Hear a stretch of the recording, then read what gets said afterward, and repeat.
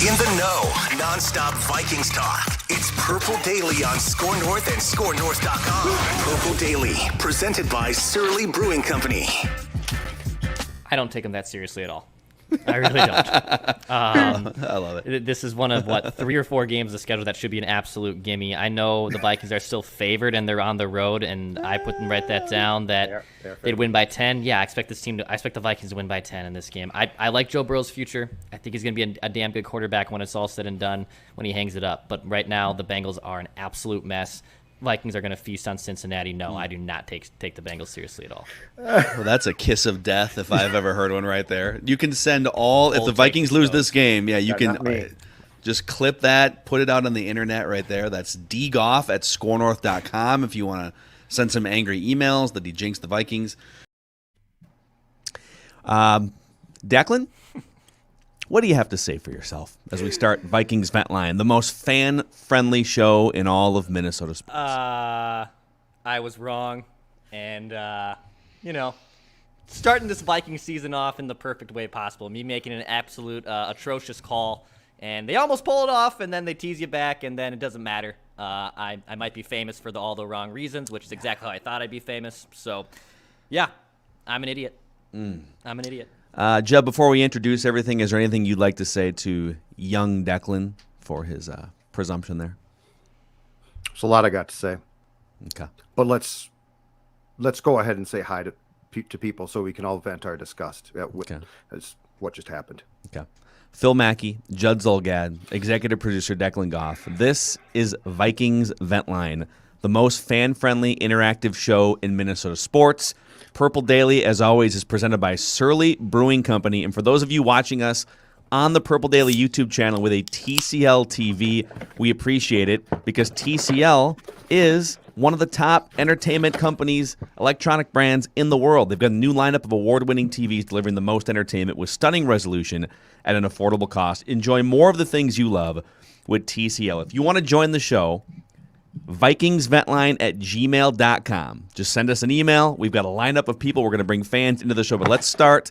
Let's each take a minute or two, starting with Judd Zulgad, your main takeaway in an overtime Week 1 loss to the Bengals. The Vikings got exactly what they deserved. They didn't deserve a tie. They didn't deserve a win. They deserved to lose. That first half was a disgusting performance, which, as I said on my halftime Instagram program, led me to believe that there could be some confusion that the Vikings ever really went through training camp practices, but I know because I was there.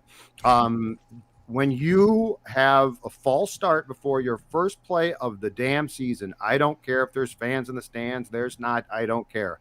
And that's a trend for the entire game, in which I believe you had 12 penalties accepted, 17 penalties total.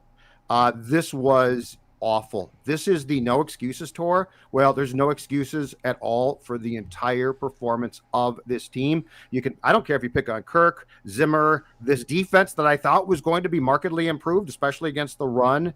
This was a pathetic performance, and the Vikings got exactly what they deserved. And I'm glad that they're going to have to fly home with a loss, because against a team where Dex is sort of right, the Bengals certainly aren't great.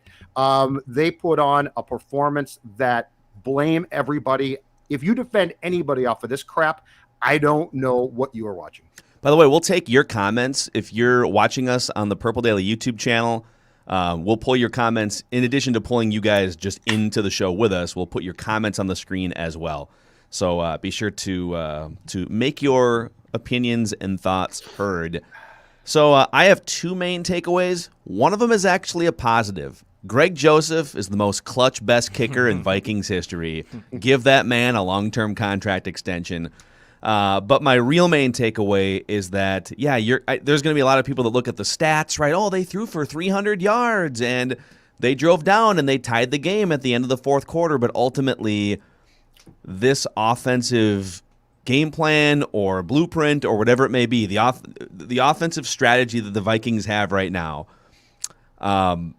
it really relies on needing perfection all around. You need an offensive line to hold up. You need Kirk to feel like he is able to have plenty of time to throw. the offensive line, when they are taking rapid-fire penalties and allowing rapid-fire pressures, and you have a quarterback that doesn't feel comfortable playing off script, so to speak, you get an ugly, inconsistent, at best, offensive performance. And then when you take a step further, when your head coach barely cares about offense to begin with, just watched film with the quarterback for the first time in 4 years last week, and then came out of the halftime locker room and torched his quarterback on Fox to Jen Hale, the sideline reporter, saying he's holding onto the ball too long. There just doesn't seem to be a lot of leadership or enough good players up front with this offense, and it all manifested today in that road loss. And now with the schedule coming up, like we all kind of presumed, well, you'll get the first one at least against the Bengals, and then things start to get tough, right? Well, you didn't get the first one against the Bengals, so... Dex, your quick main takeaway from this game, then we'll start to get to some Vikings fans here. I mean, both these teams are not really good football teams if we're just taking what we saw in week one. Joe Burrow had some really nice throws today, no doubt. I think they took off the kid gloves after that first quarter. He made some big-time throws in that first or second drive in the second quarter where he had 3 or 4 big bang-bang passes. The Vikings tried to feed Dalvin Cook, but then it just seemed like because of all the penalties they were taking, they ended up having to pass a lot more. And unfortunately, they just really never got into sync. And I think the penalties had a big deal with that. I know the referees played a small factor. I don't like to blame the referees for a performance like that as a whole. But this was a pretty ugly way to start your 2021 season after what was a pretty disastrous preseason as well. So not a great start for the Vikings in week one. And Yeah, go ahead, Jed. Oh, I was going to say, let me be very clear today. Today's loss has nothing to do with the opponent. Like, the Bengals aren't that great. I don't care. When you watch film, you could literally put a piece of paper on the side of the screen on which the Bengals are and watch the mistakes that you made that were stupid, inexcusable. The penalties were terrible. There were so many. So, like, yes, did 2 replays? Were there 2 questionable replays that went against the Vikings? Absolutely. But you know why you lose that game? Because you deserve to. And those replays go against you, but you didn't deserve the win here, and you put on an inexcusable performance. And the first half was, I don't think disgusting is too strong a word. I really don't. It was disgusting. They literally had 3 false starts within the first 5 snaps of the game, and then on the 6th snap, Oli Udoh got called for holding. 4 penalties in the first 6, maybe it was 7 snaps of the game. Bradbury took 2 holding penalties in the second quarter. Rashad Hill took 2 holding penalties in the second quarter and then was hit with an illegal formation in the second half. Ezra Cleveland holding penalty in the fourth quarter. I think the offensive line alone was called for like 11 penalties in this game. Total embarrassment. We've got plenty more to say. Obviously, if you're new, thank you for hanging out with us. This is Purple Daily, Vikings Vent Line edition of Purple Daily. We just want the Vikings to win a Super Bowl before we die. That is our mission statement on this show. They did not take a step closer to that in week 1 against the Bengals. Declan, who do we got first out of the gate here on Vikings Vent Line? Yeah, we'll start off here in just a second. If you want to keep sending up those invites, vikingsventline@gmail.com. Keep sending out those invites, and we will. I'll gladly put you in queue here. Let's start with a regular that's been on Vent Line before.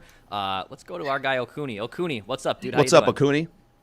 What's going on, guys? Can I start off by saying, is it too soon to burn all of my Viking stuff yet, or should I calm down? I would give it one more week. Give it one more week. This was a disaster, but I would give it one more week. You can burn something, though, like a pennant or something, a sacrifice for how bad this game was. Okuni, I think it's justified. Yeah, like what's your how many jerseys do you have? Like, what's the lowest jersey on the totem pole for you? Probably my Bernard Berrian jersey. Yeah, you can burn that for sure. Burn that tonight. Yeah, dude, you can burn that. 100%. Yeah, for sure. I mean, I don't know why I still have it, but I mean, you guys said it. The O-line and the penalties, I think horrendous is a good word for that first half. I mean, disgusting isn't too strong. I mean, we could think of a lot stronger words, but it was just bad. I mean, on a positive note, I did like the way we fought back in the second half. I mean, we usually would just sit down and take it, but I did like the way we fought back in the second half. Justin Jefferson, I don't know what happened there. He made a few big plays, but he was practically gone the whole game. Same with Dalvin Cook. And I just want to ask you guys, like, should there be a review of the reviews? Because that fumble, I don't know what you guys think there, but it looked to us and to the broadcast crew that he was down before the ball was ripped out. But they said they called it a fumble. Yeah, I'll let you guys take it. I want to say something about that fumble, because while I agree with Judd, so many other things that were just disgusting from a football perspective should be higher up on the list for why the Vikings lost that game. Mm-hmm. What bothers me about the replay process is that wasn't a fumble. You can see it on slow motion replay 15 different times, right? It was clear that his butt was down first. Mm-hmm. And yet we still cling to this, well, whatever the call was on the field, okay, the call was wrong on the field. So, like, to me, it doesn't matter what the call was on the field. You are now looking at it in slow motion from 6 different angles. Make whatever call you think is right based on the slow motion replay, regardless of what the call was on the field. It was the wrong call on the field. So it doesn't. To me, it should not matter what the call was on the field. That being said, the Vikings shouldn't take 17 penalties or whatever it was today leading up to that moment either. And I will say this. They had 3 chances to dagger the Bengals, starting with that end of the fourth quarter drive. It wound up being a field goal instead of a touchdown. Yep. But they had another chance. It's like, how many chances do you need to beat the freaking Bengals, for God's sakes? Get your bleep together. I know, man. It's just unbelievable. But I mean, I did like the way we fought, though. You know, that's all I got to say. I'm still upset about it. Really, though, you really appreciate that? Like, you played that poorly. I don't appreciate that today. Like, you come back and win that damn game. Yeah, but you say we didn't deserve to win. They didn't. No, but I'm saying, like, I would only say what you just said, which I like the fight, if they had come back to win. Right. Like, that's such a consolation prize. Right. And again, the no excuses tour doesn't have any leeway to feel good. It only has one thing. W's feel good. What I'm saying is last year, that would have never happened. You know, so for me, it's more like I'm glad to see that this year, you know, we're seeing a lot more bright things early on than starting off, 1-5 and looking like there's no hope. You know, the defense is better. You know, Michael Pierce is, he's going to be awesome this year. Finally, Daniil Hunter got a sack. He's coming back, so the defense is considerably better. The O-line looks better. They were able to, Kirk Cousins threw 44 passes for 300 and some yards and was able to get us back into the game, So I'm just saying we lost and we shouldn't have lost. We should have won. There shouldn't have been all those penalties and all that stuff. I'm just as pissed as you guys, but I guess I'm a little more hopeful in that, I like the good things that we saw. I don't think we could just minimize it, even though it was a bad loss. Well, Acuna, you always bring good takes, good thoughts, and I'm sure we'll see you, whatever happens next week against the Cardinals. I'm sure we'll see you again. All right? Yeah, talk to you. So we'll say goodbye to Acuna. Let's jump right into the next one here, Declan. Yeah, let's go to Sam. Sam, what's up, dude? You're on Vikings Event Line. Hey, guys. Thanks for having me in. Yeah. I just want to say this one hurts even more. So the week 1 always falls either directly on my birthday or within a couple of days. Last year, is it your birthday today? Tomorrow. Okay. Last year, the opener was on my birthday. And then COVID happened, so that got canceled. And then they kind of got smacked around week 1 last year. And then this year, again, watching that game at work, I had to turn it off a few times. Obviously, the penalties kind of go without saying. I thought the bigger issue from the penalties was the score shouldn't have been as close as it was. Because you think about that first Thielen touchdown, that was off a holding call that wiped out a sack. The second Thielen touchdown, it wasn't a penalty. It took stuffing the Bengals for a questionable go for it on 4th down. So I'm surprised they kept it as close as they did. But, yeah, just painful to watch another week 1 loss so close to a birthday. Yeah. Well, Sam, listen, at least they didn't ruin your birthday because you still got tomorrow. You still get to wake up tomorrow Sam. and you get to plan whatever you want tomorrow. All right. Screw Still this got that. Vikings dud. All right. Take care, Sam. Here's another thing, too. Zach Taylor, the Bengals head coach. Is not good. Ordinarily, I am all for being aggressive, and they showed a number that he had 17. I think he was like 17 out of 24 fourth down conversions last year, which was an NFL record. So they were like 70% converting fourth down conversions. But when you're up 14 points on your own 30-yard line and the Vikings can't move the ball, what are you doing? He literally opened the door for the Vikings to get back in that game, and they ultimately still couldn't capitalize and win it. Absolutely. By the way, before we talk about the fact that we feel good about the defense, they gave up 150 rushing yards today. Mm-hmm. Yeah. That's not supposed to happen. So no, that was exactly like you were looking to prevent that from happening at all. Period. This correct. Season, right? Like you probably hope an opponent against the Vikings' new defense can average, I don't know, what's fair, 85 yards, 90 yards per game. Like you're always looking to get below 100, and they give up 50 more than that. Yeah. If you're watching us, well, I guess we'll reset here because a lot of people are jumping in here in the last like 5 or 10 minutes. We are Mackie, Judd, and Declan, our executive producer. This is Purple Daily, Vikings Vent Line Edition, the most interactive post-game show you're going to find. Win or lose, we're always here bringing you guys, Vikings fans, into the show with us. If you're watching on the Purple Daily YouTube channel, please click subscribe and the bell notification will give you daily Vikings entertainment on a daily basis in your feed. And before we get to a bunch more Vikings fans, I urge people to drink responsibly, especially Judd Zulgad after a devastating loss like today. But if you're going to drink after a loss like that, you might as well make it a Surly. And is there any better name today after a loss to the Bengals than Surly Furious? Dude, I mean, it's pretty perfect. It's perfect. And by the way, Vikings fans, after probably the first quarter, they were surly. Right now, they should be furious. So no, there is no better beer to enjoy during, after, or heck, before a game. And the nice thing is, you can either celebrate with one or today be absolutely surly furious. In fact, it's the IPA that revolutionized Minnesota craft beer. Don't settle. Be like Judd. Get surly. Sorry, Mike. I'm surly about my connection has crapped out a couple times, and I don't know if it's the stupid replay technology they've got in New York that's creeping into this show right now. But a shout out to the Vikings got smoked today, but you can still win with Vikings scratch game tickets from the Minnesota Lottery. They've got a $5 game that can win you up to $100,000 and a $2 Skull game that can win you up to $15,000.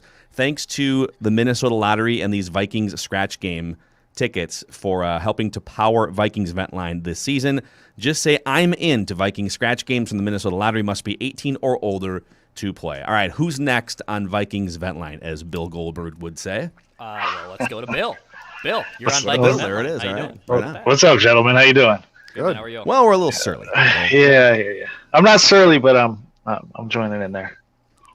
There you go. It's okay. Listen, whatever So- you need to cope. You do you. I don't even know where to start. You know what? The team looked like a team that hasn't played together in that first half. And I think we look at a lot of the preseason, they really didn't play together. No Jefferson, no Thielen, no Cook. Yeah. Offensive line really didn't play that much together. And that first half, that's what I see, especially even on the defense. Like we say, the defense, we spend all this money. It takes time. And I think it takes a little bit of time of them playing together. And I'm trying to be the positive one here, not rush to judgment and say the team's crap and going to, fall apart the rest of the season.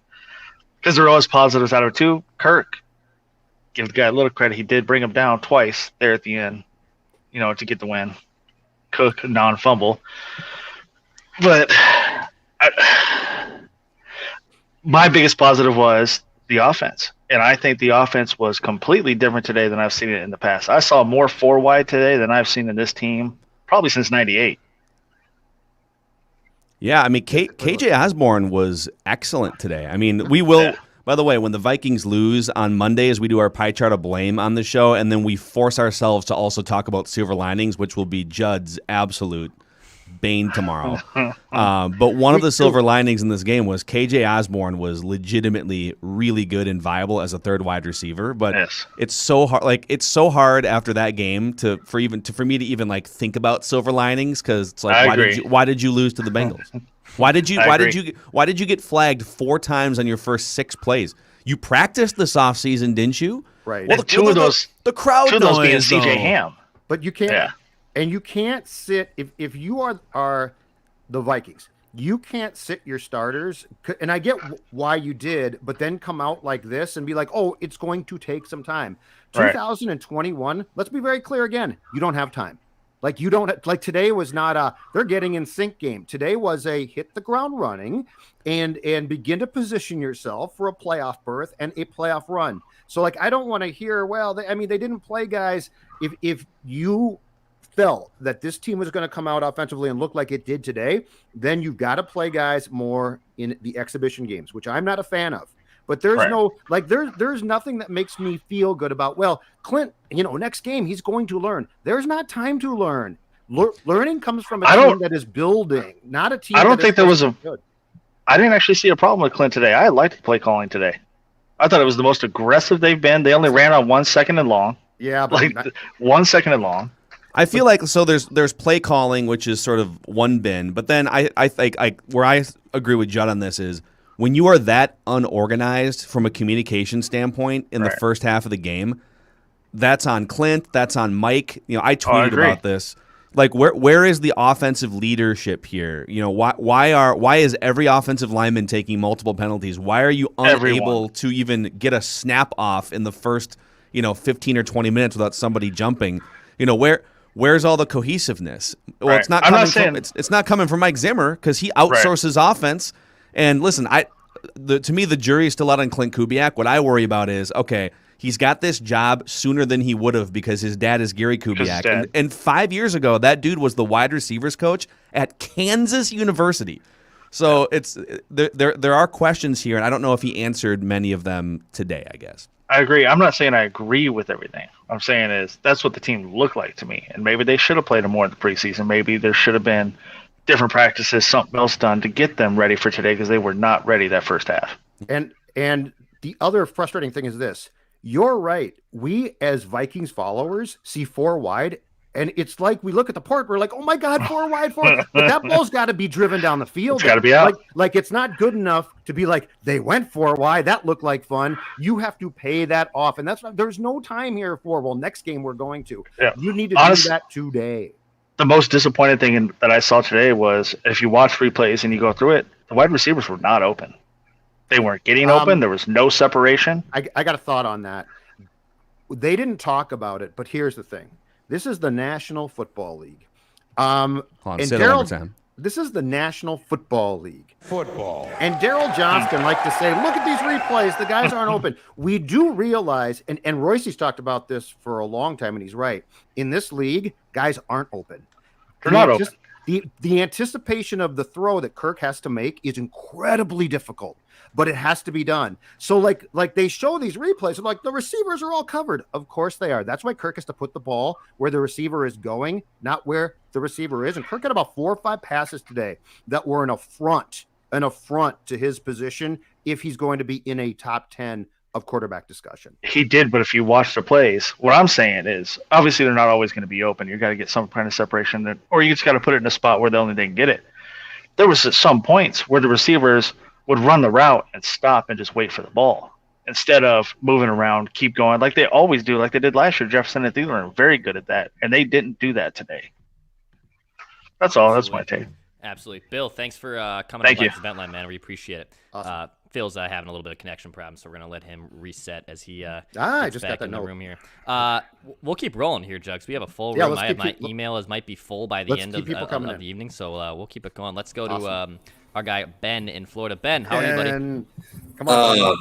What's up, guys? So I'm not writing this team's obituary after one game, but there's just, like, the offense has way too much talent to be playing that poorly. So and my issue is they are treating this offense like Dalvin Cook is their only viable option. Like, Did you not see Justin Jefferson and Thielen's season last year? I know. Tyler Conklin he's not an elite tight end, but he can play, KJ Osborne can play. They have guys that can absolutely play, and Cousins is not a terrible quarterback, but he can play. Like, they have guys that can play. So I just really hope that there's just a sit down in the offensive room and say, look, we need to there is no excuse for Justin Jefferson to have one target after the first quarter. Zero excuse. Like that, I'm sorry, that goes straight on the head. That goes straight on the head coach. And Ben, that was a poorly thrown pass. Again, that pass was behind him. It has to be where he's going. I'm not trying to say that any of this is simple. Play calling is very difficult, okay? Mm-hmm. Playing quarterback in this league, if you're elite, incredibly difficult. You make it look easy because you're elite. But there was the first pass to Jefferson, and then there was one in the first half to Thielen, which was that both of the throws were just a touch off. They can't be a touch off. This is the whole point. So when we look at this and we're like, guys can't get separation, and it's so easy to say that because in this league, people can cover, right? Mm-hmm. But the Jefferson thing, I'm with you. And did he have a great day himself? No, he didn't, but I don't care. You're right. Those balls have to be distributed to Jefferson and Thielen, and the timing has to be perfect 98% of the time, or else it's not going to work. It's that simple. Yeah, that kind of makes zero sense to me. I mean, the positive thing, I was wondering about Michael Pierce on defense. I thought he looked great. Told you he could move. I told you. Two sacks. Like, he beat up the interior of Cincinnati's defensive line. Mm-hmm. But just, again, 0-1, it's a bad loss. It's a terrible loss. I guess the saving grace, it's out of the division. It's out of the conference. So in playoff positioning, it probably won't kill you. But yeah, that's just, I'm with you guys. That's a totally unacceptable loss. I guess the only bright side is Green Bay is actually losing by 10 right now to New Orleans. And, if they lose that game, oh my, that's going to be a doozy in Green Bay. But, not writing the obituary, but they got to come out a lot better than the first half. So, Awesome, Ben. Talk to you next week. Ben. Thank you, man. Okay, take care. We'll do. That's Ben in Florida. Yeah, Judd, it's the Saints have a 10-0 lead on your Green Bay Packers right now. And worry about your own house, Declan. Worry about your own house. Don't worry about the Packers' house. Kevin Stefanski's are leading the Kansas City Chiefs 15-3 right now too. So there's some other great stuff going on outside of the NFL realm. Phil Mackey is somewhat back. He is maybe not back. He is frozen because he's so upset about what has happened with the Vikings games. Now we can't hear him. And now he's muted. This is a very Vikings-like day. Yeah, this is a meltdown if I've ever seen. I will not be silenced. There you go. I will not. My internet connection is the Vikings offensive line taking holding penalties right now. So. You know what? Tell Clint to clean it up. Tell your provider Clint Kubiak to get that thing cleaned up, or we're getting Dad back and we're going to put him in the press box by you to help out, which I still think could happen at some point this season. All right, who do we got next here? We'll keep rolling on. Let's go to Jake. Jake, what's going on, man? You're on Vikings Vent Line. Nice, Jake. I love the background. Thank you, by the way. Awesome. Well, at least we got something to look forward to this season. Oh boy. Well, let's just say, well, after seeing the Vikings, choke the way that they usually do, it seems like it. By the way, I'm really trying hard here not to just completely go off on this team, just because. Listen. This is a safe space. Just don't drop any F-bombs or anything that would get us in trouble. That's what I mean. It's just like it's just so tough. It's just, and the thing is too, it's like the Vikings do this a lot. I'm just thankful that so far, like I say, with the games that I've been watching in the second half so far, it's like the Packers are losing 10-0 to the Saints, which I did not see this coming at all, honestly. But it's just... Anyway, going back to the Vikings here, it's just like... They do this so much, it feels like. It's just like they... I mean, how are you going to win with 10-plus penalties in the first half? Yeah. Holding penalties, false start penalties, and yet they still manage to come back and then just drop it in overtime. Yeah. I think like to your question, like nothing, especially on a call that it just, I don't know. To me, it looked like Cook was down. But again, I'm so used to seeing this. Jake, I think I want to finish a bunch of your sentences for you because I've got some takes I think that could crystallize all of this. Thank you for jumping on, Jake. We love the background there. We'll get you on again. I think, like, if I could speak for Jake, the Seahawks, for instance, today went on the road against Indianapolis. All right, I think Indianapolis more highly regarded than Cincinnati, but they've had some injury issues and Carson Wentz, a bunch of question marks. The Seahawks walked in there and they were fully prepared in the first half. They were throwing touchdown daggers all over the place, and they were ready to play their brand of football, right?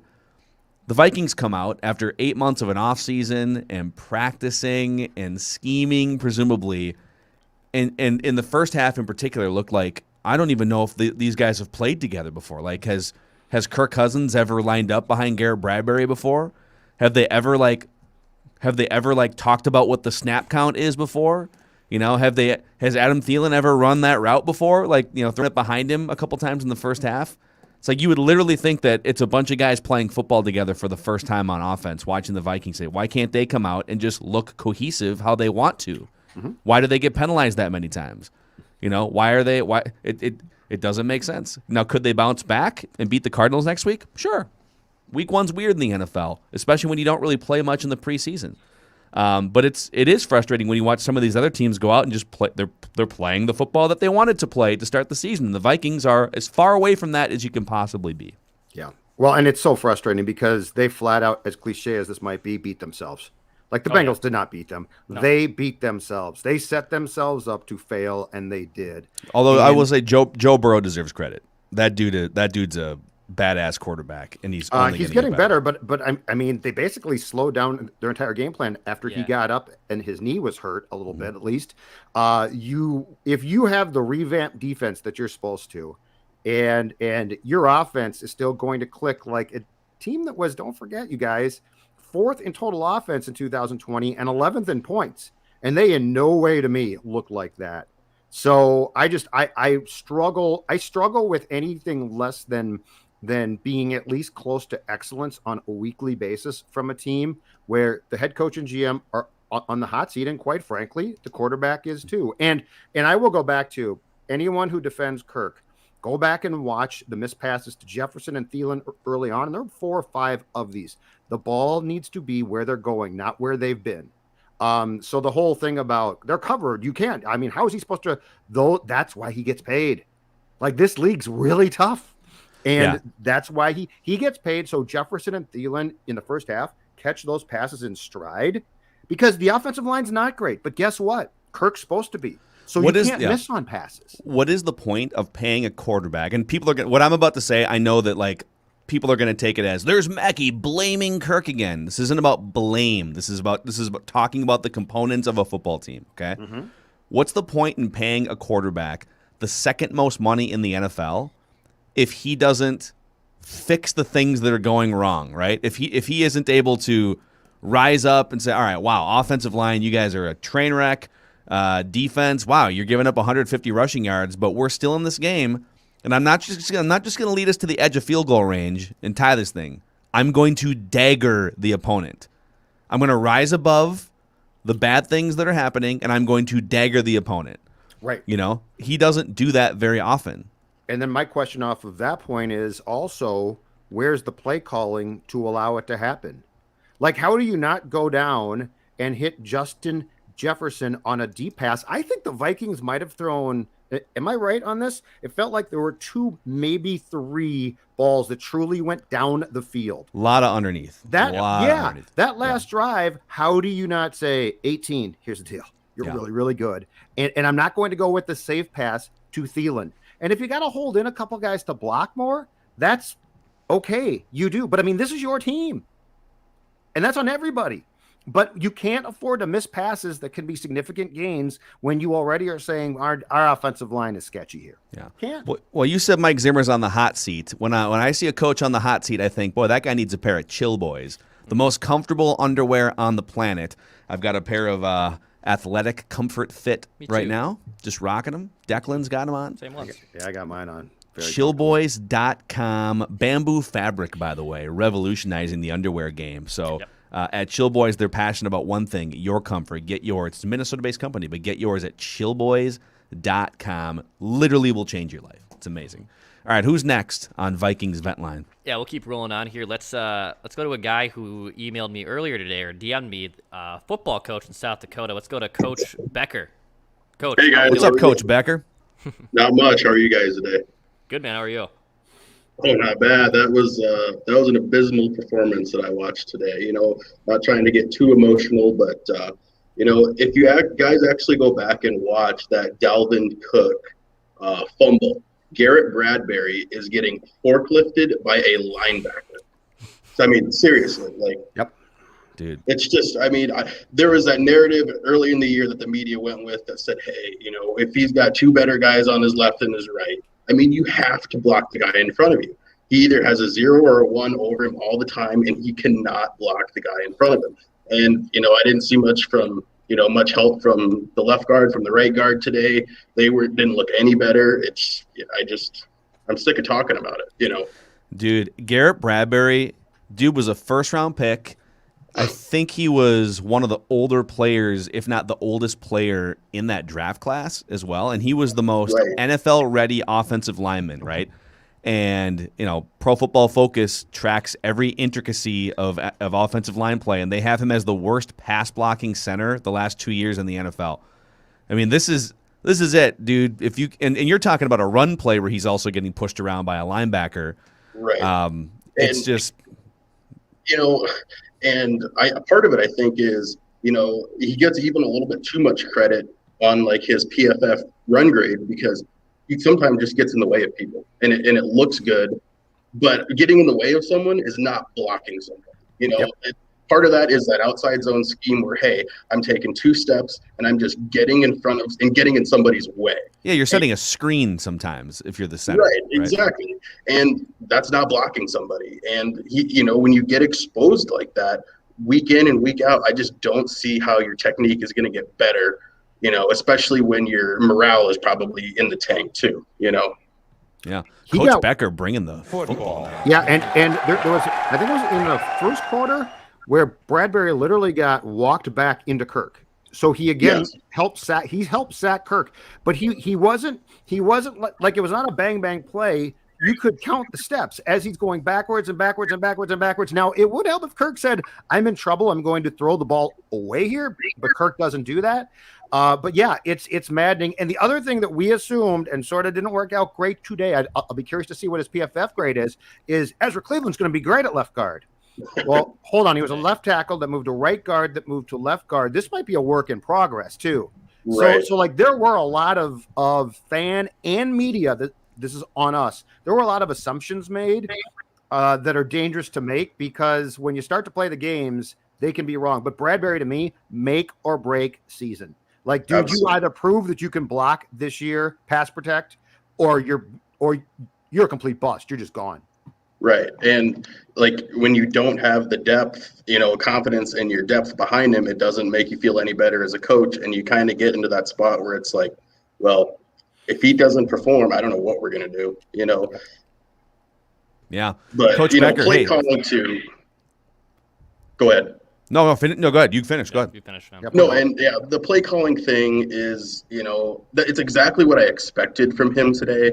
You know, it was not that it was necessarily, I would say, conservative or not conservative, but it looked like a guy who hasn't called plays before.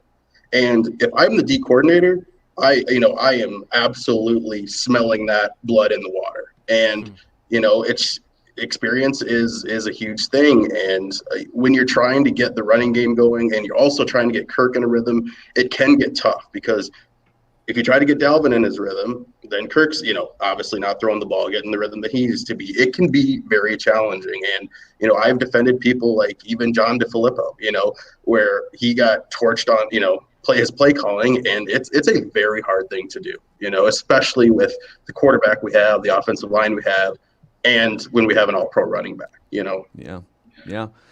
Coach Becker, great knowledge. Awesome, we'll get you on again sometime, all right? Thanks for coming on. Thank you. This is the most interactive, fan-friendly show in Minnesota sports, even when it's a buzzkill like it was today. And we got a bunch of people in here right now. So if you're watching us on the Purple Daily YouTube channel, please click the subscribe button. Obviously, it helps our channel grow, and in turn, we'll give you daily Vikings entertainment. 7-day-a-week show, Purple Daily.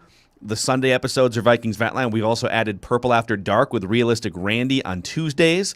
And we've got Purple Access with Judd and Chip Scoggins, the old Star Tribune beat writer tandem from the Brett Favre days. So a lot of good stuff on Purple Daily. If you're new to it today, if you're just coming in here because, hey, there's people bitching about the Vikings loss. Who are these guys? Welcome in. We just want the Vikings to win a Super Bowl before we die.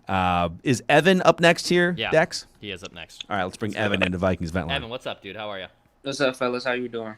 Good, man. What's up, Evan? So my feelings on today's loss is quite layered. So I was thinking about the press conference Zimmer had when he was concerned about the depth of the overall team, and I think that just kind of showed today because they were so top heavy and their stars are just all at the top. They weren't able to play in the preseason and get any sort of rhythm. So when they walk out there for week 1, it's basically like preseason game 2 for preseason game 3. And it was just no rhythm. It just felt like they were running in mud. And Kirk didn't really play well in my opinion. He missed way too many throws.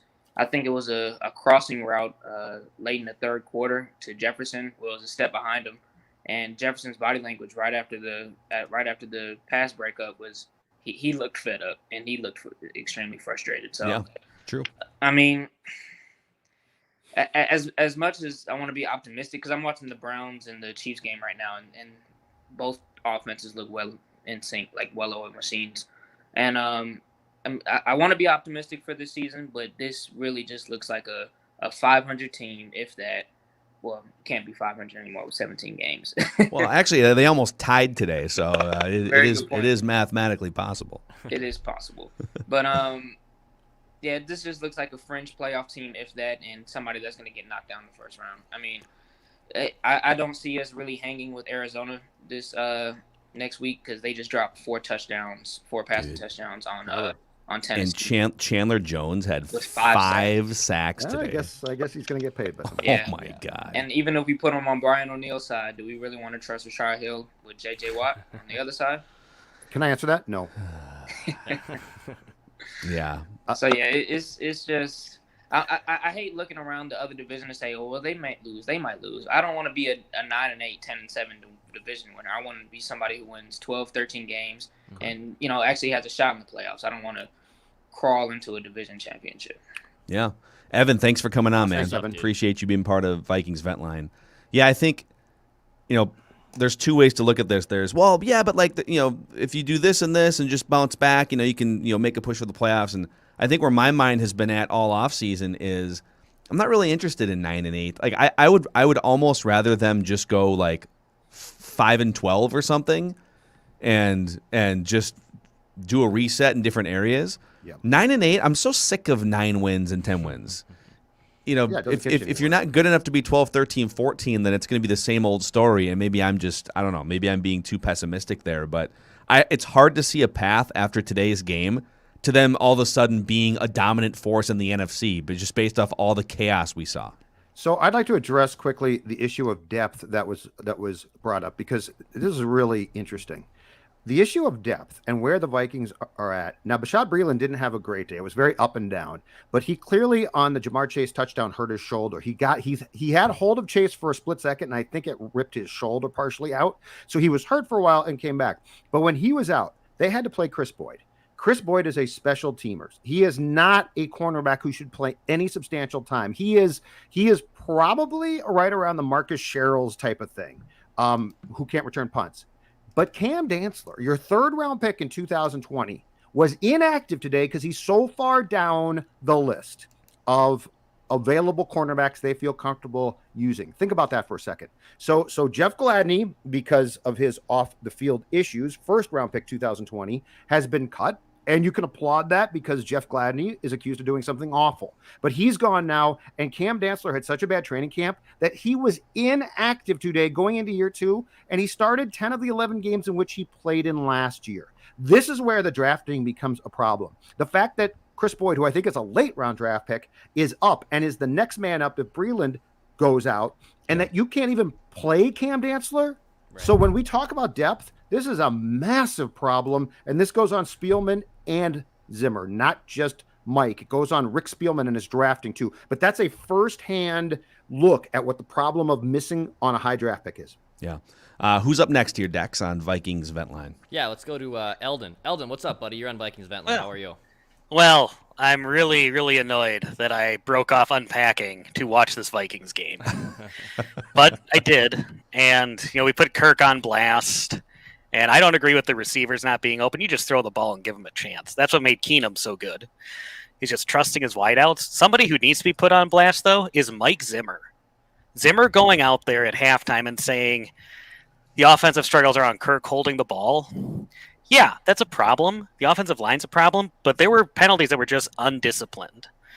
Hitting a guy late, multiple false starts, that's on the head coach, and Zim needs to start taking responsibility because the guys who really get on Kirk a few of them at least seem to give Zim the same excuses they give to Kirk. Yeah. And the best guy out there seemed to be the Vikings special teams unit. They looked way better. We made a field goal that was clutch. And I just stepped back well, now, Super Bowl now, I guess. We can make kicks. But the rest of the team. Wouldn't that be great? The 1 year where you finally get, for the first time since Blair Walsh's rookie year, you just get a lights-out, amazing kicker. Maybe Greg Joseph turns into it. That other parts of the team would be a disaster. To your point, real quick about Zimmer, I'm glad you brought this up. While I agree that Kirk Cousins holds onto the ball too long and brings some of these sacks on himself and his lack of mobility, there's just certain things about him that are, it's not like he can scoot out of the pocket like half the other quarterbacks in the NFL. The glaring issue in the first half was how undisciplined your football team was. And so it sounds like he was kind of blaming Kirk for holding calls and false starts. It's like you guys had 3 false starts on the first drive. Can you really blame all that on Kirk? And I am not a Kirk Cousins apologist by any stretch. I don't think you can blame it on Kirk. Also, can we stop throwing passes behind the line of scrimmage on 1st and 20, 2nd and 20? No. Throw it past the sticks if it's 3rd and 20. I don't care if it's a pick at that point. Just give yourself a chance. I hear you, dude. So off your Kirk and Zim point too, I can tell you flat out, I've talked to people inside the team that are as sick of that as you are, which is, in fact, he did it after the second preseason game against the Colts as well, where he started to talk about the offense and what they didn't do and the feeling inside the building is, Mike, you never, ever go after your defense unless it's Armageddon, Christmas Day against the Saints, where you couldn't help but say, well, I guess we shouldn't have given up 1,000 rushing yards. But there's a lot of people, I think, now in that building who aren't Kirk fans, who are just sick of the whole thing, though, of let's blame Kirk and the offense every time and never look at what's going wrong. Again, they gave up 150 rushing yards today. Yeah. Okay. That needs to be a focus. But that is no way to get the team to pull together when you're constantly pointing the finger at one side of the football. In fact, that's what players do way more than coaches. Coaches try to avoid that. Well, and it just seems like the offense finally got a touchdown. And it was 7-0, even though it should have probably been 14-7, 21-7 at that point. And the next play, the defense just stops playing. It's like, okay. And we watched KJ Osborne get a pass from Justin Jefferson. We see the offense trying some things. And then the defense, it just seems like every time the offense gets going, the defense decides they don't need to work anymore.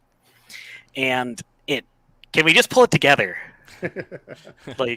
The annual pleas of Vikings fans, man. Eldon, thanks for coming on, dude. Great stuff. We'll get you on again. Let's keep rolling through here on Vikings Vent Line, presented by Surly Brewing Company. Dex? Yeah, let's go to Garrett. Garrett, how you doing, man? You're on Vikings Vent Line. Good, yourselves? Good, buddy. What's up, Garrett? Frustrated. So I just got a few questions and maybe 1 or 2 statements. Okay. So I just want to know, it's 2nd and 3 or 2nd and 30 rather, 3rd and 30, whatever. Why are we running screen passes? Just why? Dude, actually, okay, so I wasn't going to bring this up because it's just so far down the list of relevant things, but for Judd and Declan, I was tracking the Vikings play calling on 2nd and long and second and short, because they've been one of the most run-heavy teams in those situations the last however many years under Mike Zimmer. And I charted of the first 6 second and long, and I'm defining second and long as second and 11 or longer, where you go backwards on first down or take a penalty, and the Vikings will take a 5-yard penalty or whatever, and now it's 2nd and 15, and they run the ball more often than all but like 1 or 2 teams. They just wave the white flag and start running the ball, right? Today, they threw the ball 5 out of their first 6 times, and then I stopped tracking because other things became more important. But like 3 of those throws, to Garrett's point, bubble screen, swing pass, like not taking a risk, which is Mike Zimmer's thing. It's like, all right, we can throw the ball on second and long, but it's got to be a riskless play. It's got to be something to just inch the ball back forward so we can get in a better position to punt the ball and sway the field position, right? It's got to be a 3-yard check down to Cook, nothing more. Zimmer just loses his head. And then by another standpoint of what the hell was up with the offensive line? That's my one question. How long do you guys practice blocking or snap counts or that stuff? Yeah, but I told you, Rashad Hill's a backup. He's a career backup. You start him at left tackle. He's going to have to hold. Like if but I mean, what we saw today can't be considered a surprise because a lot of the things, I mean, Garrett Bradbury is Garrett Bradbury, right? He gets driven back into Cousins. That's what he does. I think Cleveland long-term at left guard might be fine.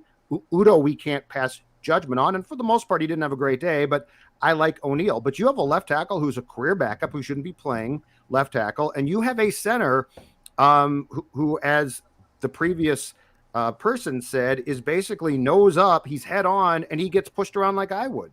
So this is not surprising. Like this is what they set themselves up for, and they don't have workarounds to make things be like, okay, we've got a plan for this. If there are, and that's on the Vikings though. They're the ones who said no, these guys are fine, they'll do their job, and they clearly won't, and then they make excuses for it when we hold them accountable. Yeah. Absolutely. Yep. I think they got a little unlucky with, Rashad Hill's not supposed to start. Christian Darrisaw is supposed to start. We don't know what he looks like. He hasn't practiced in full team since he was signed. So, who's a good boy? Let's get the dog up there, okay? Oh, yeah. Who cares about the name? Yes. Twix. Where's the other one? Hi, Twix. He's upstairs with my sister. Oh, good boy, Twix. Did you have Twix left and Twix right? No, ironically, they're both chocolate labs, right? And we have one named after bear, so I can say I have a brown bear. And then I have a chocolate lab named Twix, so I got a candy Someone bar. needs to have 2 chocolate labs, one named Twix left and one named Twix right. That needs to happen at some point. Well, Garrett, thanks for coming on. Did you have one more statement you wanted to make? I got one more statement for Judd. Yeah, go ahead. So I work in a liquor store, and I had those Surly Furious fully stocked for you. I did that yesterday, so it should be fully stocked for you today. Oh, I love it. So I just want to let you know. Swing by. That's you might need to stock it again after that Cardinals game next week. If we got a whole pallet in the back, we got plenty. Okay, I appreciate that. Thank you. Thanks, Yep. Garrett. Have a good one, guys. Love it. All right, Thanks, that's Garrett cracking a It just surly spray there. painted for Judd. The palette is. Stay away. Yeah, stay. Oh, you know what? away. No, I'll share it with my friends. See, that's the great thing about Surly. It's a community. I want to share it. It's a lifestyle. It's a community. Yep. All right, who's next on Vikings Vent Line, Dex? Yeah, let's go to Rob. Rob, what's up, dude? You're on Vikings Vent Line. Hey guys, how's it going? You can hear me good? Yeah, got you perfect, good. man. Great. First time calling in, long time listener, so happy to be on. Thank you. Awesome. Thanks for coming on, dude. I got a few positive here. First off, Jordan Berry. Right? Great punts, That was 63 booming yards. punts, man. Yeah. It was great. So I'm special glad with the teams, trade. man. Especially a couple nice little returns in there too today. Like special teams was aces today, Judd. I don't know why you're so negative. Oh yeah, special teams has been. The sad thing is, it was like Zim's focuses going into this season in order: defense, special teams, defense, and then offense. Yeah, and that was apparent today. Yeah. So 2 more positives first, and then a few negatives. So. Positives in the fourth quarter and overtime game management at the end of the game, clock management. I thought they actually did pretty well. I thought that before the fumble, they were driving down there. And it was either the Vikings were going to win that or tie that, right? It's like a minute 30 left. I thought they actually that coaching wise, managing that game clock at the end was good until the fumble. End of fourth quarter was too. Actually, I thought it was everything was snappy. They were, they didn't waste a whole lot of time. Kirk was pretty dialed in. He hit that pass to Conklin. So, yeah, I would agree with that. And then they took advantage with the opportunities they were given from the Bengals. I mean, they almost tried to give them that game. And we deserved to lose, but they gave us some easy ways to get back in. From the negatives, you cannot allow a 50-yard bomb right before halftime. That's just unacceptable. You got to have safety help up top on that one. And I think the play before that, the third down throw that he went out of bounds on, or that maybe it was a second down throw, where your receiver goes out of bounds early, that could cost the other team 40 seconds. Instead of a minute, they have 20 seconds. They're not going for it with 20 seconds. They get a chance with a minute, right? That's a game flow thing. Yep. See, the Vikings are designed to win by like 3 points, where the Chiefs are designed to win by like 30. And if things just go wrong for the Chiefs, they still win by 10. Yeah. Everything has to go right for the Vikings for them to win by anything, or just win in general. I'll throw another one out there too. When Justin Jefferson, I thought that was a touchdown. I thought the Vikings got screwed on both those reviews, but on the Justin Jefferson touchdown, that's not worth burning a timeout for when you have first and goal at the 1. And I know a lot of people are going to say, well, they've already taken 73 false start penalties, and so you're not even guaranteed. You can't worry about that. This is a conversation about game management, game theory. That timeout is more important to you than lining up on, if you have to run 2 more plays and maybe some time comes off the clock. You want that timeout in your back pocket in case you have to use it to get the ball back. I don't think it factored in the end, but it was bad process. If the call on the field goes against you in this league, you have to think long and hard, not about was the call right or wrong, but can you win it? What's the most important thing in the big picture of the next 30 minutes? Having a timeout. And by the way, with the former supervisor who was in the replay room gone now, Walt Anderson, who's one of the most inept, incompetent officials I've ever seen and loves to throw penalties and get himself into games, is now one of the 2 guys in New York. Yeah. So, you have to assume the starting point for every Walt game is he's going to screw up the game. So, he has his hand in every single game, which would lead me to not challenge anything unless I am certain I'm right. Sure. Yeah. No, they got screwed on those. Two more things here, and then I got a question for the end. The Vikings should be focused on trying to be up by double digits by the third quarter. They're not designed to come from behind. You need to take risks and try to be up by double-digit points by the third quarter, so then the playbook's open. You can run Cook. You can do whatever you want. You're not designed to come from behind. Mm-hmm. And then the last question I have for you is, if you could replace Dalvin Tomlinson with Riley Reif, would the Vikings win this game? So essentially, instead of loading up the way they did on defense, I like it. Would you just rather have a more steady offensive lineman?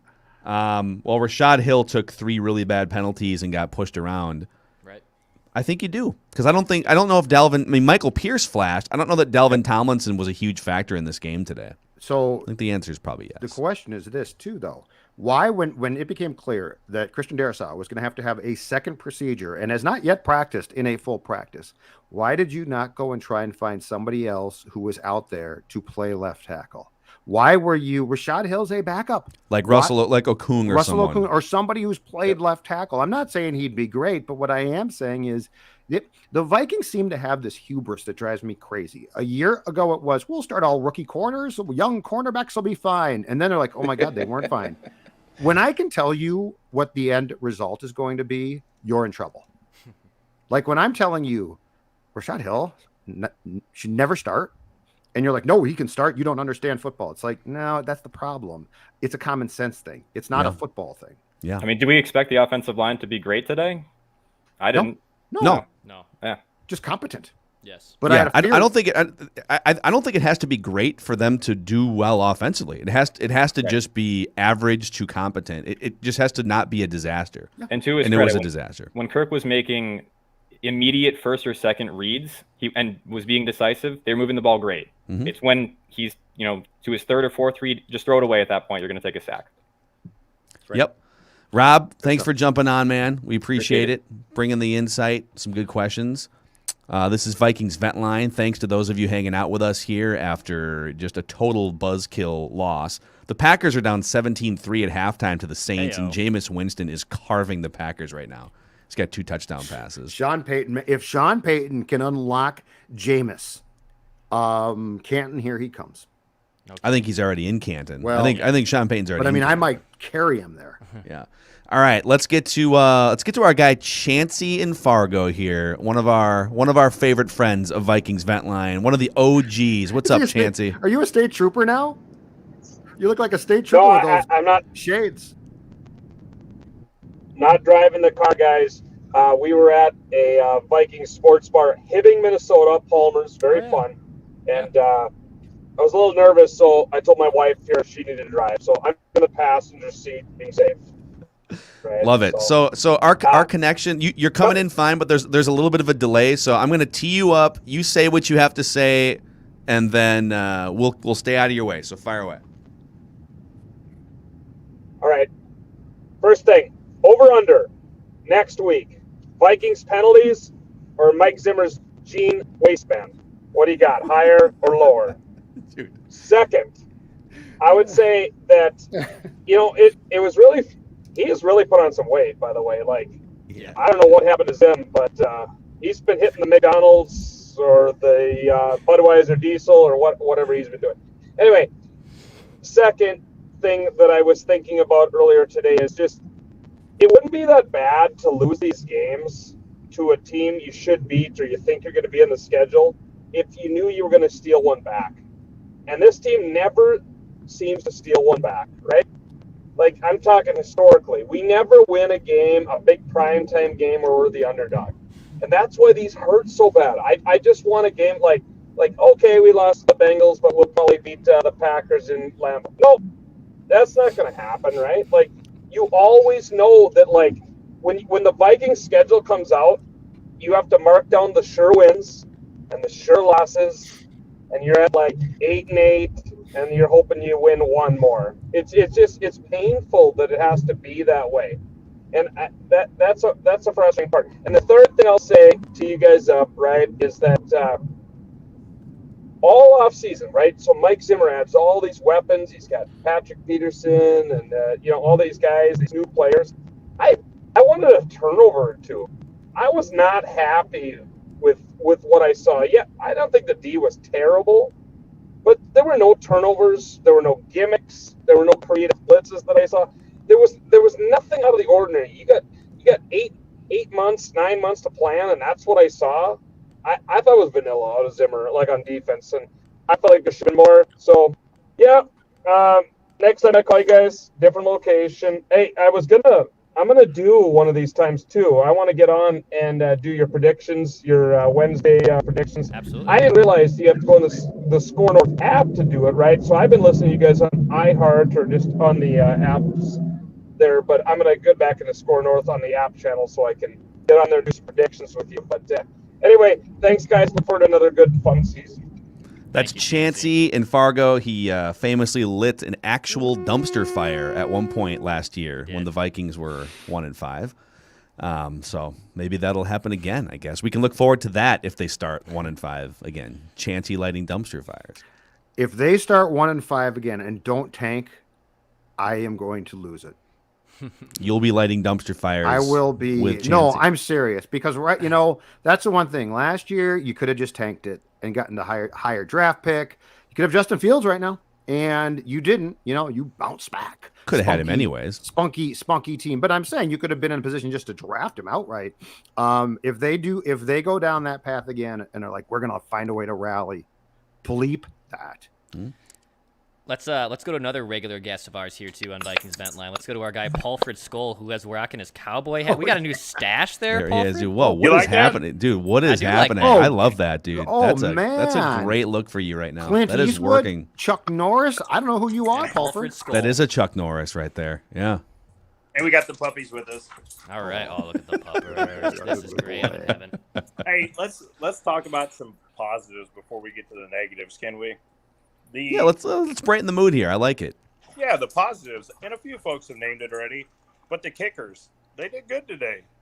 Do we have a field goal kicker? I mean, Dude, that was ice cold. And then he just stood over there stone-faced, waiting for a game-winning attempt to put the bangs a 53-yarder, walks back over, puts the hat on with his arms crossed, like, do it, like, get me in range again. I'll end this game 60 yards. Greg Joseph was a stone-cold kicker killer today, baby. I was at a sports bar watching that, and all the Titans, because I'm down here right outside Nashville, everybody was like, we're now Vikings fans. I was like, don't do it. Don't do it. They got their own mess to clean up after that performance today. The that's Titans got awesome. smoked today. They're like, all right, here it is for overtime. I said, I can't watch. I couldn't even watch. They're like, he made it. I was like, don't do that to me. They're like, no, he made it twice. Yep, they're right.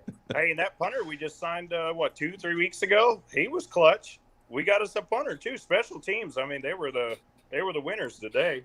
Yeah, a 63-yarder with hang time inside the 10 to flip the field position. I mean, that's one of the most clutch punts in Vikings history. He Judd. got off to a little bit of a rough start, but that last punt was gorgeous. And that actually, if Dalvin does not fumble and get called for it, that punt wins that game. Like, that punt puts you in position then to get the ball at the 40-something? Yeah. Yep. So, yeah, that punt was huge because I thought, oh, my God, it's going to be a short punt, and the Bengals are going to drive down and get a field goal. And for a while, it's like, oh, wow, that was really impressive. So, yeah, special teams was, I would say, rock solid today. I think that's fair. They were really good. The offensive line was not so good. We'll get into some negatives now. We all know the offensive line wasn't that good. And we all also know that you could call a holding play or a holding penalty on every single play in the NFL. You go back and forth, both teams, and you could call a holding. To me, I just absolutely can't stand when I feel like refs decide that they want to decide the outcome of a game. Mm-hmm. I think that there was a few times where the refs were maybe either getting hyped up by the crowd, the Bengals never win a game, what can we do to help you out? I mean, it was atrocious. The Vikings had 10 penalties before halftime. That was just ridiculous. You can't have that. That was uncalled for. I think a lot of it goes back to Zimmer. He wasn't paying any attention to the guys. I thought he was going to throat punch somebody at halftime, but he didn't. He might have. I don't know. I didn't see Mason Cole anywhere. Maybe he throat punched a backup offensive lineman, just sacrificed one. I was going to make a sign for Everson that Kirk Cousins, not Kirk. He's not going to be Kirk until he does something good, like wins the game, puts it on his back. Then he can be Kirk. Until then, he's Kirk. Well, listen, he did. I don't think it goes down as a fourth quarter comeback unless you actually win the game. Correct. But he did bring him down for a field goal to send it to overtime. He's not the fourth. He's not the fourth quarter Pharaoh yet, though, Phil. That was last year. Well, he was warming up the late game luminary mantra there. No, I think that was the Denver game where he became the fourth quarter Pharaoh 2 years ago. Was it? Yeah, I can't remember. I think it was. But twice today, I thought that JJ.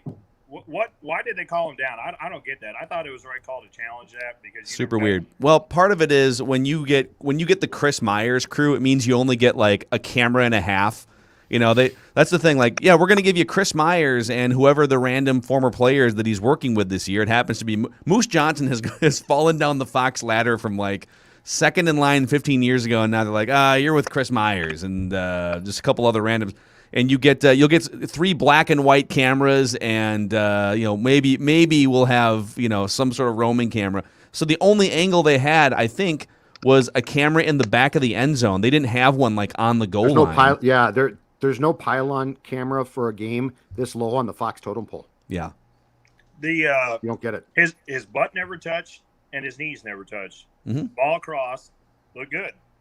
The same thing with the Delvin thing. That I think, Judd, you talked about it earlier, where they go, "Hey, we're not going to reverse the call on the field." I thought that was just ridiculous. Both times they say, "Nope, we called it on the field. We're not going to change it," and that hurt a lot. That Delvin, obviously, that hurt everything. Yeah, and I mean that's just totally uncalled for. But you know who wins the Kirk Cousins' Booty Award today? Is Garrett Bradbury. That guy is awful. I mean, like he is just straight. Chancey, go light that dumpster on fire again, will you? Bradbury sacked Cousins. Yeah, I know. First half, he got walked back. He didn't. Even Are you talking about that push. third down, like 3rd and 20 play? Because he got walked back into him. He got walked back, but it was a slow walk, and Kirk probably needs to get rid of that ball before 3.5 seconds. He does, but the center shouldn't be. I mean, Garrett Bradbury has become, in the course of his career here, a center relocation program. Oh, yeah. He's relocated all the time. Oh, Like, he's 100 literally being driven back into the stands at times, and I've never. It's not going to improve. He is who he is. No, absolutely not. And I mean, another thing, was it that Oli Udoh penalty where that guy was holding on to Delvin's ankle? Yep. Late And hit. Oli went to go get him off of it, and he called what do you call it? Unnecessary roughness? I think? Yeah. How on earth? Like, that one just blew my mind too. Like, Oli didn't spear him or nothing. There's some points of emphasis always in the first couple of weeks. One of them is taunting, and then there might be a holding. I see the referees are also emphasizing not moving before the snap, which is going to be harmful to the Vikings. But we're It's gonna looking. be tough. But I mean, we're looking for points to blame people that aren't the Vikings, and I blame the Vikings. They didn't play the a good. Vikings lost the game. Yeah, they We all completely aware lost of the that. game. They So lost the game, but they had plenty. I mean, all those penalties that stalled every drive the first half. I mean, what do we have? 100 yards of penalties that first half? Yeah. 98, I think. They had 5. But why don't you take a shot? So on that last drive where they actually got the 53-yard field goal from Greg Joseph, why don't you take one shot on that drive and say, let's dagger the Bengals here. Bleep it. Let's go for it. Like, we got Kirk, who's paid a ton. You've got Justin Jefferson. You've got Thielen. And you don't call 1-9 route. It's all dink and dunk, and we're going to get into field goal position. The one thing the Bengals did, I'll give them a ton of credit for, 4th and inches, and we're all like, okay, they're going to run the ball again. Can the Vikings stop them? And the Vikings are, oh my God, you're going to pass? What are we going to do? Caught them completely by surprise. You tell me, what's one call today, offensive play call, where you said to yourself, Bengals didn't see that coming? I think they predicted every play call. They can't always stop it, and their tackling sucked at times. But, I mean, that's a problem. Yeah. Well, the Vikings may have been terrible today, but that mustache that Pulford Skull is rocking is hat. the MVP of week one. Right. But with the hat, that's the perfect. Like, you look like you just got off the set of Bonanza and came in to comment on the game. I was out with the horses for Declan, but I had no service out there, so I was trying. Well, that's a win-win. Win-win. We all win in that situation, Paul. I was trying hard. Hey, one last point before I get off here. Why on earth? I don't know somebody because I had poor connection out there. Why on earth? I don't know if it's Zimmer. I thought Clint. I really liked how they spread out receivers, and it felt like we sure aired the ball out today. I don't know if it was a product of the game or what, but why on earth, when it's 3rd and 9, are you throwing a 5-yard pass? Why on earth, when it's 3rd and 20, are you throwing a 7-yard check down? I don't understand it. Yeah, and I can't tell if it's scheme, if it's Cousins. I think Cousins is very averse to throwing risky passes. He needs to see someone flashing open, otherwise he doesn't pull the trigger. And I mean, there's just going to be, especially in situations where you're trailing or they know you're going to pass. You're gonna have defensive linemen bearing down on you. You're gonna have tight windows, and you just have to be willing to throw 3 picks sometimes. Throw it up. Give somebody a chance. Yeah. Throw a pick. That's better than just punting. Yeah. Pulford, we're looking forward to your weekly commentary and facial hair stylings. We'll talk soon, man. Tip of the hat to you. All right, that's Pulford School down there outside Nashville. International show, really, is what this is. It is. That's Purple the best Daily look in Vikings Valley we've ever gotten on the show. It's pretty, it's pretty confident. Literally, it's like, who's next? John Wayne? Right.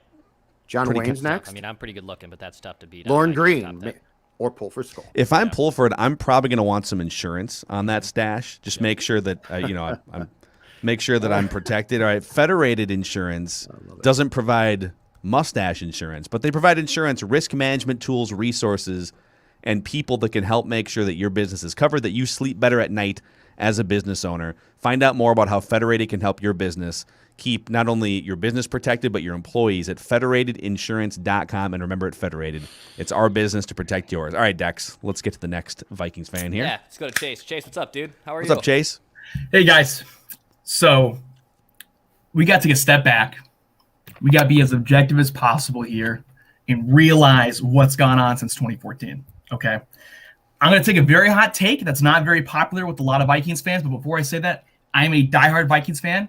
I bleed purple. I love this team, and never forget that mistake. This team, after one game, I know, is not going to the playoffs, and they are not going to win the Super Bowl for 3 distinct reasons. And I'm going to list them out right now. And you guys have talked about them on the show. Everyone's talked about them on Twitter, and we're probably going to get hate for this, but you know what? I'm taking it. I'm calling my shot. It's a safe space here for you, Chase. It's a safe Exactly. space. The Kirk Cousins experiment has failed. Now, before I really get into that, it's not all Kirk's fault, okay?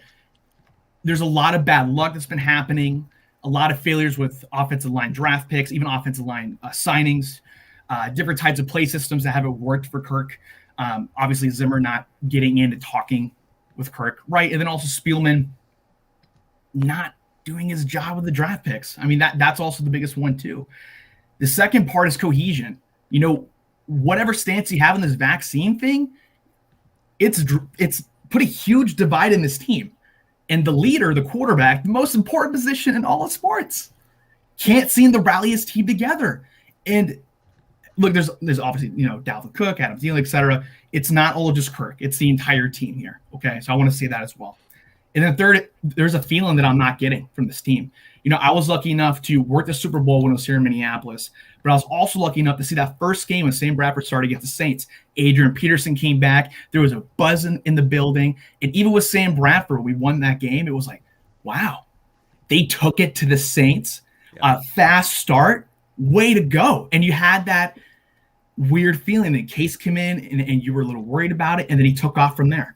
So I don't see how you look at this, you know, from a reasonable person standpoint and go, oh, yeah, no, it's fine. Like, we'll keep pushing and keep going. And also to the schedule. The Cardinals. I mean, Chandler Jones was an animal today. Just fantastic. Love the guy. Should have tried to get him. Kyler Murray with 5 touchdowns. Then you got Seattle. Even though it's a home, Russell threw 4 touchdowns today. Yeah. And then you got the Browns. It's just not realistic, guys. And we have to hold this team accountable. Chase, great stuff. At least your St. Thomas team won their Division I debut over the weekend. Yeah. Right here on Score North Radio, AM 1500 Home in of the winners. Twin Cities. You can find Tommy Football all Home of season winners, long. baby. Tommy Ventline is going to be a positive, optimistic, fun place Those guys all will season. run that sucker because there's a lot of us there. Chase, great stuff, man. You're level-headed. I don't think you have to apologize. You love the Vikings. You want them to win a Super Bowl. That's what this show is all about. So great stuff. We'll talk soon, man. Thanks, guys. Appreciate it, Chase. I love it. I mean, listen, like there's this. I just want to say something real quick because I think there's a lot of new people that are probably going to be stumbling into Purple Daily and Vikings Vent Line. It's not negative to hold your favorite team accountable. It's not negative to be realistic and critical of your favorite team. And we want to provide a safe space. If you're a fan that gets pissed when the Vikings lose to the Bengals, that's okay. For some reason, it's been beaten into our heads, and I don't know if it's Sid Hartman being overly positive for decades, or if it's the flagship radio station or whatever. It's like, if you say something negative, then you're a bad fan. I think if you enable mediocrity, you're a bad fan. So whatever kind of fan you want to be, that's cool. There's probably different content options out there, but you're going to hear people like Chase spew honesty as a diehard Vikings fan, and that's what this show tends to be about when it's necessary. And I don't feel that there's any need at all to go away from today trying to find the positive. Well, I mean, this, special teams was pretty okay. Yeah, They lost. they to crapped Cincinnati. themselves. They lost to Cincinnati, and the expectations are huge, which is why this is the no excuses tour. Like, if this was a Broadway play, I'd close it down. I'd close the damn play down. I don't care how much is invested. Kirk Cousins, Cook, I don't care. But it's like, well, the other thing that we have that's really weird is we have this need to protect some. Like there's the Kirk stands. Well, you can't blame Kirk. Here's what I'm saying. After a game like this, blame everybody. Yeah, like your expectation, if your expectation is going to be playoffs and a Super Bowl, you can't be giving free passes to your favorite player. It doesn't work that way. And yet I feel for the Minnesota sports fan because the Minnesota sports fan of all genders has been conditioned to sort of accept what's happened. Well, I mean, I can take this away or that. No, you think the Patriots think like that? You think the Patriots are like, well, last year was really tough, but I found some positives in our return game. Like, no. And by the way, the coaches and team shouldn't think like that either. So yeah, this is a what I think our goal is and what we've got a lot of fans like this now, and I think it's growing, is to have an expectation that you're not going to go out and crap the bed for 30 minutes in Cincinnati. Is that too much to ask? No, shouldn't be. I'm pissed off that I spent training camp going out in that heat every day watching these bozos, and I observed what was going wrong and talked about it, and yet it went wrong today. How's that allowable? You are the Why is you are that the allowable? soothsayer. Why is that allowable? But I'm you not. are the That's Vikings thing. visionary. But that's the thing is I'm not. I use the noggin and a little bit of surly and common sense to say, Rashad Hill, that's not going to be a good idea. Like, think about that. And they're like, oh, we'll get by. No, you won't. You know? Yeah, the Rashad Hill thing, I hear you. Did Russell Okung not want to play here? Like, I need to know more about. Christian Darrisaw was their plan A, and they got unlucky. But keep in mind, he had surgery in January, and then it continued to be a problem. So it's not. You know what, Phil? If you had gotten 3 weeks into camp, and Darrisaw's like, something's really wrong, I'd say that's unfortunate. They were given months, and they still drafted him, and he might work out, but they were given months to prepare for this. And their answer was, we'll make it work. When they did that, when they pulled the stunt they did last year at cornerback, think about that for a second. Every one of us was like, that's not a good idea. Today, Cam Dantzler was inactive. Mike Zimmer came out in a Star Tribune article that was, I think, posted this morning and said, I probably shouldn't say this, but behind the scenes, we told each other last year before the season, if we can coach this to 8 wins, it's a huge win. And they got to 7. So Mike Zimmer looked at that team last year privately and said, it's probably a 7 or 8 win team. And he was right. Right. So he probably thinks this year should be more like 10, 11, 12 based on the defensive upgrades, and that's going to be tough. But then how do you allow yourself not to have any veteran cornerbacks? You're talking about last year. Last year, yes. What I'm saying is the decision. I'm saying he knew it was a transition year last year. I know. Well, and then, okay, if it's a transition year, I want my people at 1-5 to say it's a transition year. Let's let it play out. Now let's try and make some stupid run that's going to cost us a draft pick. That's a fair point. Maybe we'll get near the playoffs. That's not how this works. That's a fair point. Let's get to our next Vikings fan here, Dax. Ryan, how are you, man? You're on Vikings Vent Line. Oh, doing pretty good. How about you guys? Now we're a little worked up, Ryan. Not gonna lie. Yeah, Judd, at first I was gonna come on and say, hey, I need a hug from my sports dad. But I'm right here for you. But I think you need a hug there, Judd. Sports dad's been in the garage drinking all afternoon, and you got to let sports dad be on his own. You know what sports dad is? Sports dad, I'm not mad. Worse, I'm disappointed in this team. I'm disappointed in you. You've disappointed. I gave you the keys to a car on a Saturday and said, "Don't get in a crash and be home by 11," and you drove it off a damn bridge. Yep. So anyhow, right at the get-go of that game, I'm like, we don't deserve to win this game. How do you, like you guys have said, 8-9 months to prepare, how do you have 5 pre-snap procedural penalties in a row and expect to win a game? I mean, honestly, the team coming right down to the end, when the refs missed those 2 calls, it shouldn't have even happened. I mean, it was all just terrible. It was a terrible play, mostly by the coaching staff, because the coaching staff needed to have that team ready, and they did not. Yep. No, Ryan, you bring up a bunch of great points. We appreciate you hanging out and being on hold, so to speak, as well. And we'll get you on again sometime. Hey, take care, guys. Appreciate it, man. Skull. I like the setup behind him. I think he had 2 TVs going. That was great. Was that like a man cave or something? On the wall. Yeah, that's very solid. Frankie Marino Jr. is on Vikings Vent Line. What's up, Frankie? How you doing, Frankie? How you guys doing? We're ready to dive into more Surly Furiouses. Not gonna lie. I hear you. I'm into silver bullets myself. What's on your mind after that debacle today? I mean, same old Vikings year in, year out. I mean, with Kirk, with Zimmer, with Spielman, like, you knew what you got when you got the guy, Kirk Cousins. Spielman should have done his research. He should have known he needed a line. That's on him for drafting. It's just, 5 yards per throw today on attempts. It's just, I don't want to blame it all on one guy, but when you're paying this much, just like you guys say every week, you pay this guy this much money, elite money, and he's not making the plays he needs to make to win the game. Yeah. It gets infuriating. And what you guys say with like the fans drink the purple Kool-Aid all the time, it just eats at you. I think real quick, because I know that there's going to be pushback on some of the Kirk conversations we've had today. Well, what do you mean he threw for 300 yards and 2 touchdowns and they lost? That is the epitome and the microcosm of his career for 10 years. Well, what do you mean he threw for 300 yards and 2 touchdowns? What was the result of the game? His teams are 500 over the course of, well, but if this, and this, okay, but if that, and that, like, it'd be great to have those 5 things. Where's the money? I mean, it's all very cyclical, and I know that there's some people that just like don't see it that way and think that we're idiots for criticizing Kirk. But what's the point in paying the second most money to the cap to one player if that one player can't be your Superman more often? Exactly.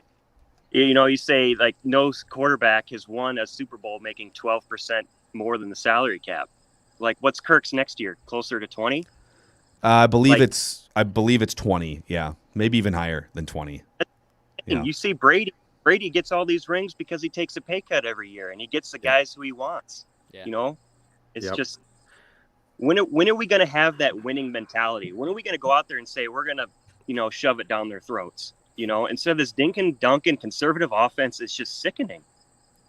Yeah. And I'm sorry to be a negative guy, but I've been watching the Vikings for 29 years. My dad's 53 years old, and he's been a Vikings fan too. He was at the Falcons game, the NFC Championship. We're there in 2009. It's sickening. It really is. And I just don't know what has to happen in order for this team to elevate themselves to the next level. Yeah. Yeah, Frankie, I think a lot of fans feel the same way you do. You brought great stuff, great commentary. Hope we get you on again sometime. Thanks, Frankie. Yeah. See you too, man. Frankie Marino Jr. That literally is I'm the same thing. I'm 28, I'm 29 here in a couple months. Like, this is the exact same thing I want. I just want to see this team win a bleeping Super Bowl. And I'm so sick of being average. I'm so sick of all of this stuff. Just once rise up. And you lost to the Bengals today. Like, you didn't get beat by the Bengals. You beat yourselves, and the Bengals beat you. It's so and frustrating. they feel so like to have Joe Burrow as your quarterback now for the next 10 years. Like that dude's a badass. Unfortunately, I would take that dude in a heartbeat. Unfortunately, Declan, what you and guys like Frankie are looking at right now is a team that doesn't know how to win and wants to be good. And until they get out of that cycle, it's always been that cycle in various ways, but there have definitely been Vikings teams that have taken shots, and Kirk was supposed to be the shot. Sure. And what was the most frustrating thing is when it became clear he wasn't going to pay it off, they signed him to an extension, which included more guarantees, and now is going to take you into 2022 potentially with a cap hit that's astronomical and has to be brought down. So yeah, if you're a young Vikings fan now, it's incredibly frustrating because I feel like the next generation of Vikings fans, unlike my generation, which was like, let's get drunk and watch good football games and maybe they'll make the playoffs. Yeah, but I think there's a lot of people now that have become eager to see actual success. Mm-hmm. And the last time that you had actual success was maybe 2017. And I would argue it actually goes back to 2009 with the Brett Favre shot. It also feels like the fans who want to see, like Frankie, our last guest, the fans who want to see actual meaningful Super Bowl success are made to feel guilty by some of the fans that are like, well, you need only one team wins a Super Bowl, or you're being a bad fan because you're being negative. Don't have those people push you into a corner of being a bad fan because you want your team to win a Super Bowl. Think about how twisted that is. Let's be very clear, and this is, I will say this from the perspective of a sports dad, faith gets you nowhere. Just saying I have faith will bite you in the ass every single time. You need to push. You need to push the team. You need to be critical. You don't have to defend any players. The whole notion that have faith in the team will leave you 100 out of 100 times with egg on your face. Do not believe that faith will do anything for you. I mean, we are trying to bring people into our cult or our religion, our cult of Vikings, but of Vikings realistic And believers. now, a live sacrifice. A live baptism You know what? on Monday. I'm You gonna know be what? baptized. You know what? It's like religion, man. And if you go with the Vikings faith, it's going to get you nowhere. At least and I think, you know what, Frankie, that was a great point. And to Phil's point, he felt bad about saying that. Like, he's like, I feel bad, man. No, you want your team to dude, win a Super Bowl. You're 1,000% right. You want your team to win a Super Bowl. There's you don't feel guilty about that. But I mean, go look at Patriots fans. Go look at true sports fans. You think Bears fans are like, okay, it's going to be all great. No, it's not. They complain. They call sports shows. They get mad. They put pressure on people. You know what? Your pressure matters. Like, don't ever think you as a fan don't matter and you have to follow the crowd. Just because some people are loud and obnoxious doesn't mean they're right. Yeah, it's true. This is Vikings Vent Line presented by Surly Brewing Company, and this feels like a career highlight. I can't believe that we're about to welcome one of the greatest in-ring tacticians to ever walk into a professional wrestling ring, Bryan Danielson.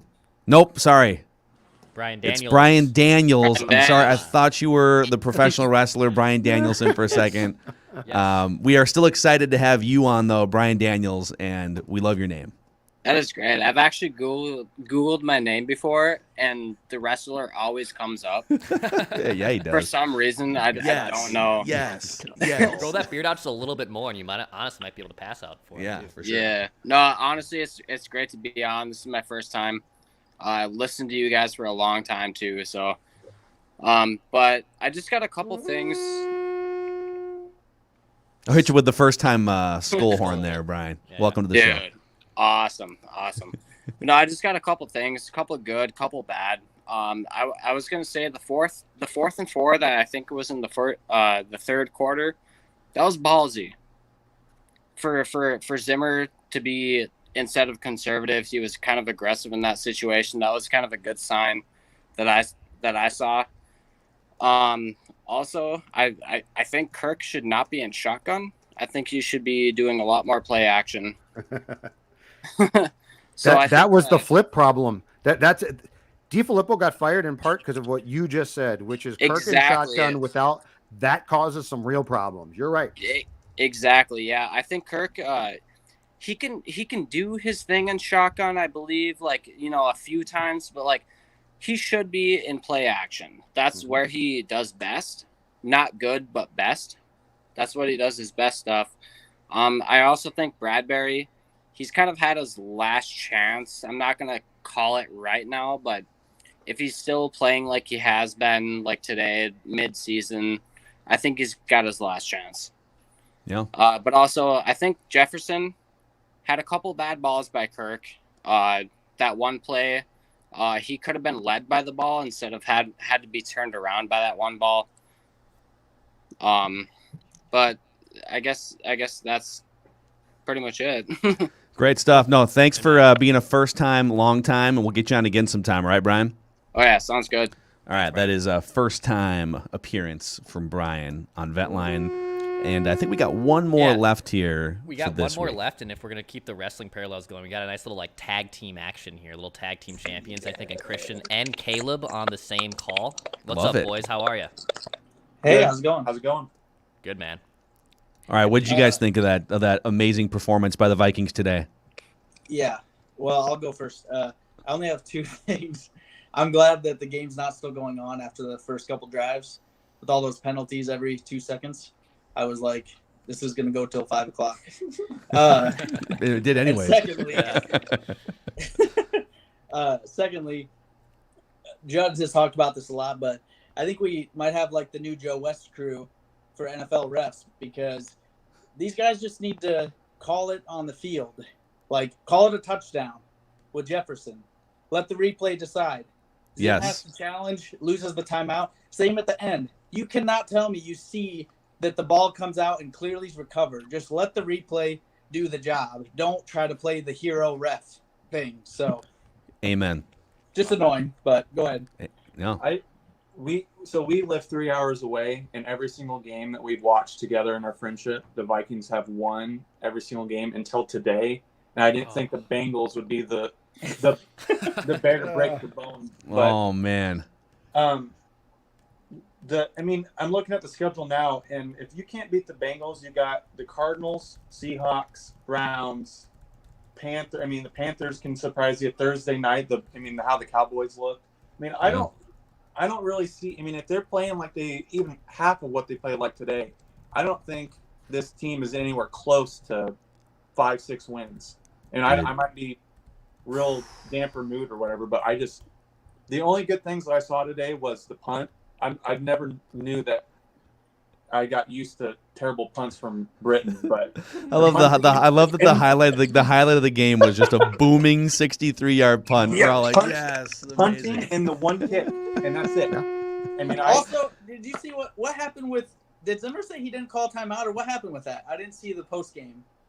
And on which in overtime when he said that he was telling the ref Oh. he didn't call timeout. Oh, is that what he was saying? Because the kicker missed the first one, and you could see his mouth on the sideline. He's like, "I didn't call timeout," and the ref told him that maybe somebody said something or whatever, but he missed the first one, and then he made the second. And so I didn't get on the post game, but That's why Mike was mad.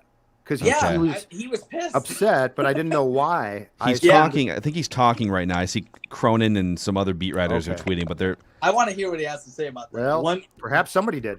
One question before we got to go or whatever.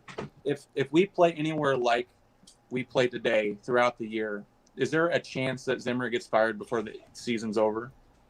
I think You guys so. think? You think? Yeah, I think there's a chance. So Brad got fired in 2010 because he was basically insubordinate, which I don't think Mike is going to be. But yeah, I think that if they're off to, if they're 1-5, 1-6, definitely. Because today was when you take as many penalties as they did today and look that undisciplined after a full training camp, it's hard not to come back to coaching and say, what were you guys doing? I think it would be more likely if there was a Kevin Stefanski or somebody that they wanted to try out for a month or 6 weeks as an interim head coach, but I don't think Adam Zimmer and Clint Kubiak are going to be getting like head coach run after 2021. So you know what they could do? Bring back Gare. Bring back Gare to save Clint. Old Gare. I think Old Gare comes off the ranch and rides in on the horse, just like Declan likes, to save the day. Oh God, that rides so in. bad. Well, thanks you guys, Christian, Caleb. Appreciate you guys coming on, and See you guys. we'll get you on again sometime. Thanks, boys. Bye. So, Vikings Vent Line presented by Surly Brewing Company. That was festive, man. That game went forever too. I know, Overtime was absurd, but so yeah, we're gonna wrap it because we have a lot more to say tomorrow. But if you're just discovering Purple Daily and Vikings Vent Line for the first time, welcome in. Our mission statement is we want the Vikings to win a Super Bowl before we die. They did not take a step in that direction today. But you can check us out 7 days a week, Apple, Spotify, scorenorth.com, and the Score North app. Great central hubs for everything we do here. And obviously the Purple Daily and Score North YouTube channels. Just click that subscribe button on both of those. So I've got plenty more takes for tomorrow. I'm gonna save them for tomorrow. Yeah, I'm gonna preheat the oven here a little bit. I'm gonna start cooking up this pie chart. It should be out at about 10 a.m. tomorrow. I got some ingredients, baby. See you guys later. I actually gotta go to the store too. I gotta get some stuff for this pie chart. It's Not me. I got my stuff right here. Yeah, it's a whole thing. Ready to rock. Judd's gonna put that I'm just gonna bury cardboard my surly case on his head and just sit on the couch There and you watch go. Sunday Night Football We'll tonight. see you later. Great. You got too big of a noggin. I do have a big noggin. All right, that's a wrap. Phil Mackey, Judd Zolgad, Declan Goff. We'll see you guys next time on Vikings Vent Line, the most interactive show in Minnesota sports.